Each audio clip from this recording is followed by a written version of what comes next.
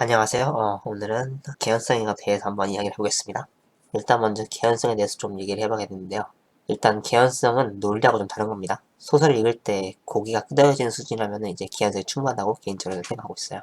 정확한 방식과 답이 필요한 논리하고는 좀 다른 거죠. 이게 기본적으로 장르 문학은 비현실의 문학이고 그 속에서 이제 독자들이 납득할 수 있는 정보를 두고 개연성 문학이 되는 거라서 논리하고는 좀 방향성이 좀 달라요. 그렇다면 이제 글을 쓸 때 우리는 항상 개연성에만 주목해야 할까요?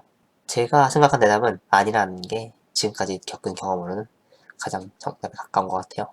개연성보다 먼저인 게 재미이고 재미가 또 있다면은 독자들은 그 상황에 수긍이 되면서 납득하게 될 테니까요. 이제 그 부분이 아까 말했던 소설을 읽을 때 고기가 끄덕여지는 수준이라면은 개연성은 충분하다고 말하는 거랑 이제 일맥상통하는 거죠. 그러면 오늘도 역시나 또다시 기업문을 가지고 예시를 들어볼 건데요. 이제 면접에서 합격하고 출근하는 주인공이 있습니다.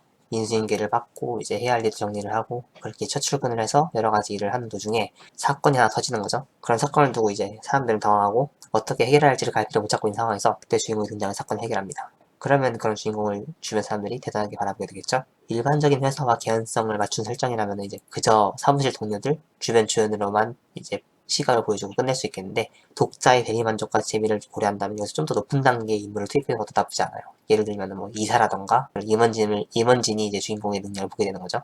이게 이제 개연성적인 측면에서만 본다면 신입 직원이 무언가를 하는 걸 임직원이 보게 되는 게 솔직히 흔히 있는 일이 아니겠죠? 하지만 재미적 요소를 위해서라면 이만한 개연성을 언제든 무너뜨릴 수 있는 거고 이럴 때 이제 사용하게 되는 게 바로 우연이라는 요소죠.